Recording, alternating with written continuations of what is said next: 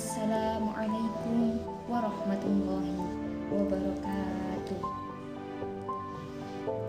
Alhamdulillahirabbil alamin wa bihi nasta'in wa ala umurid dunya waddin. Wassalatu wassalamu ala asyrafil anbiya'i wal mursalin sayyidina wa maulana Muhammadin wa ala alihi wa sahbihi ajma'in. Amma ba'd. Alhamdulillah, pada kesempatan ini kita telah diberikan kesehatan.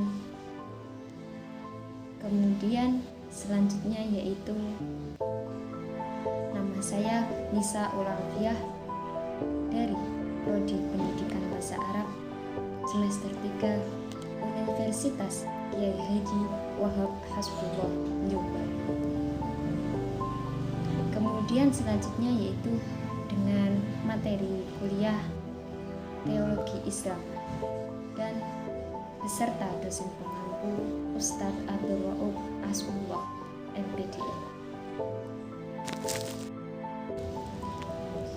Kita kembali ke sejarah bahwa dulu ketika ada Rasulullah SAW, Rasulullah masih sugeng, Rasulullah masih hidup, Islam menjadi satu. Entah itu ada permasalahan, ada hukum, ataupun apapun itu masih merujuk pada Rasulullah. Sehingga waktu saat itu semua umat menjadi satu kesatuan, yaitu Islam, dan belum ada golongan-golongan karena masih ada Rasulullah dan terpacu menjadi satu dan masih menjadi satu keutuhan. Kemudian beberapa tahun kemudian saat Rasulullah melaksanakan haji wada dan kemudian beliau wafat tepat pada usia 63 tahun. Saat Rasulullah SAW wafat ataupun sedo, kemudian kekhalifahan dilanjut dengan Khalifah Abu Bakar As-Siddiq. Dan setelah Khalifah Abu Bakar As-Siddiq dilanjut Khalifah Umar bin Khattab. Dan kemudian dilanjut juga Khalifah Utsman bin Affan, dan yang terakhir yaitu Khalifah Ali bin Abi Thalib. Kemudian pada masa Ali bin Abi Thalib muncullah banyak golongan. Ada golongan Khawarij, ada golongan Syiah, ada golongan Muawiyah, dan mereka pun punya pendapat sendiri-sendiri dan mempunyai ajaran yang berbeda-beda. Kemudian pada masa Ali muncullah golongan Khawarij. Khawarij berasal dari bahasa Arab yang dari kata kharaja yang artinya keluar. Golongan Khawarij merupakan aliran ataupun sebuah sekte yang keluar dari barisan Ali pada masa kekhalifahan Ali bin Abi Thalib. Dan saat itu tepat bersamaan dengan perang Siffin pada tahun 37 Masehi. Ajaran-ajaran fiqh Khawarij yaitu ada 3: khalifah, iman, dan dosa. Mereka golongan-golongan tersebut meyakini pada masa Abu Bakar dan Khalifah Umar masih sah ataupun satu pendapat dan belum dianggap menyimpang. Kemudian pada masa Utsman, pada awal-awal mereka setuju ataupun mengikuti, tapi pada saat akhir mereka berpendapat bahwa Khalifah Utsman itu menyimpang. Dan kemudian beliau atau dan kemudian para golongan tersebut setuju atau sefrekuensi pada masa Ali.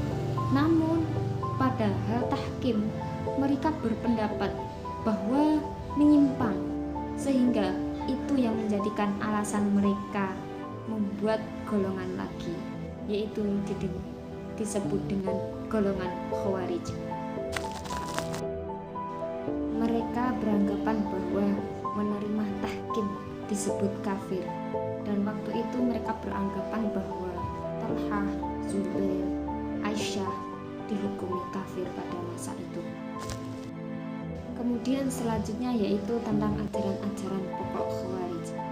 Mereka berpendapat bahwa orang yang melakukan dosa besar mereka dianggap kafir dan wajib dibunuh.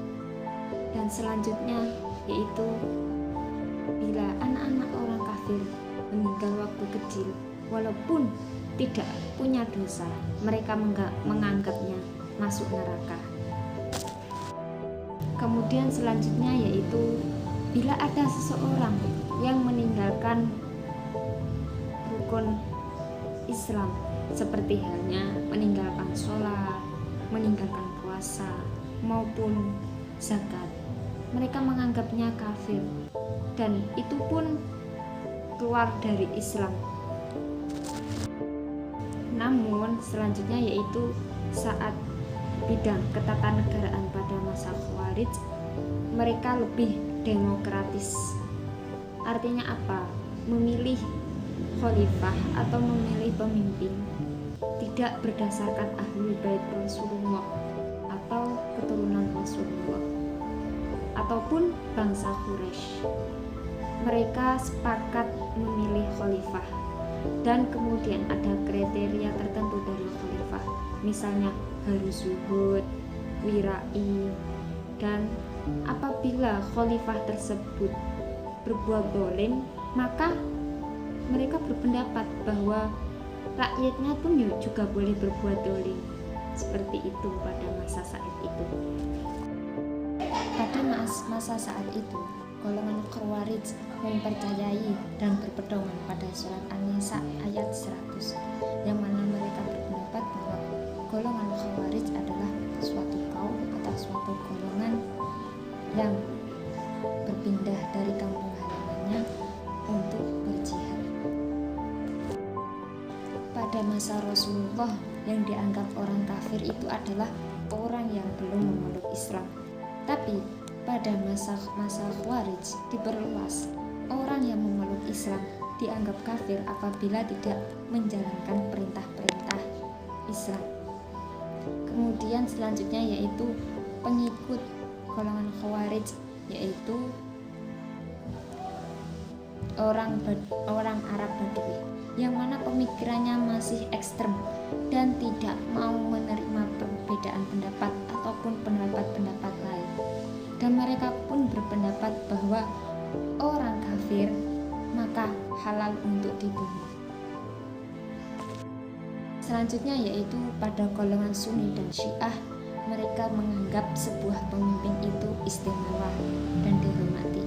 Namun pada masa golongan Khawarij, mereka berpendapat bahwa pemimpin itu orang biasa, maklumnya orang biasa, juga bisa berbuat dosa dan bisa berbuat salah.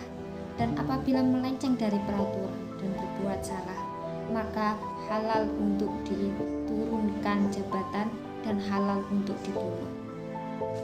Kemudian selanjutnya yaitu tokoh golongan Khawarij, salah satunya yaitu Urwah bin Hudayr.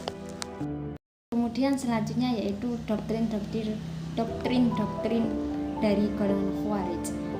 Seorang pemimpin atau seorang khalifah bebas dipilih, tidak harus dari orang Arab, dipilih secara demokratis oleh rakyatnya. Kemudian selanjutnya salah satu doktrinnya yaitu mereka menganggap bahwa Al-Quran itu makhluk.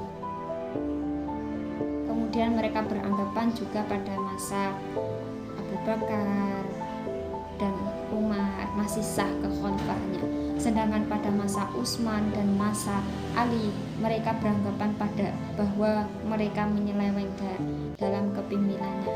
Termasuk pada masa Ali mereka beranggapan menyeleweng pada tahkimnya. Dan doktrin yang selanjutnya yaitu manusia bebas melakukan perbuatannya, bukan dari Tuhan. Kemudian seseorang yang mengikuti perang Jamal yang memerangi Ali beranggapan itu kafir. Doktrin selanjutnya yaitu seseorang harus hijrah mengikuti golongan mereka. Kemudian seseorang harus menghindari seorang pemimpin yang menyeleweng. Cukup sekian dari saya, kurang lebihnya mohon maaf, dan bila ada kesalahan mohon maaf. Saya akhiri. Assalamualaikum warahmatullahi wabarakatuh.